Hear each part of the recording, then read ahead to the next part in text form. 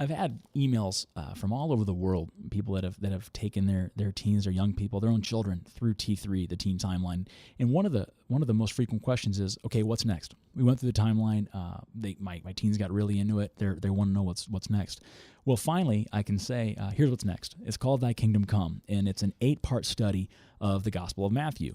And I'm really excited about that Kingdom Come because one of the sadder parts of going through T3 for me was that in an effort to get through everything, we could only spend one segment really on the Gospels, one segment on the life of Christ. And that's hard, obviously, for any of us because we are Christian and because we are so in love with Jesus Christ. And in that Kingdom Come, it really allowed us to go a lot deeper into the gospel stories because the gospel stories are so rich and so amazing.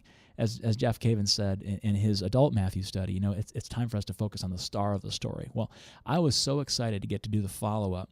And even though it's difficult to really do any kind of justice to the 28 chapters of Matthew and only 8 lessons, what we were able to do, I think, was to be able to give the teens enough of a map that they can now navigate the Gospel of Matthew on their own by the time they've gone through this new T3 study, Thy Kingdom Come.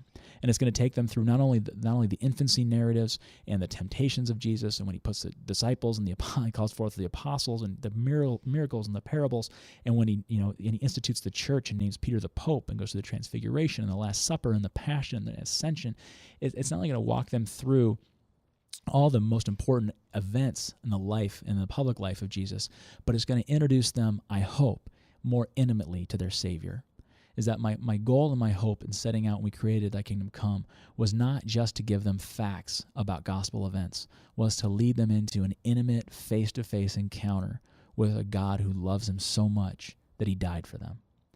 And what I've been hearing so far about the groups that have gone through Thy Kingdom Come is that they've seen even deeper prayer with their groups that have gone through this, and that the teens have an even deeper hunger, but that their spiritual life and their faith life and their discussions are going deeper and becoming more authentic, and they're becoming more Christ-focused.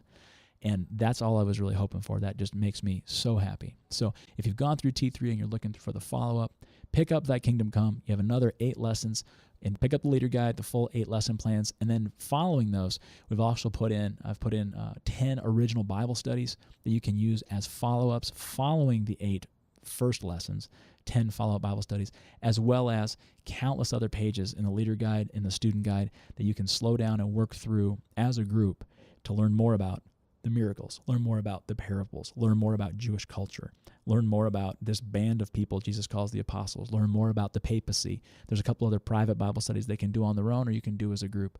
My hope and my prayer is that this blesses you and that together you and I, brothers and sisters, can continue to build this kingdom on earth until God calls us home to our kingdom in heaven. May God bless you.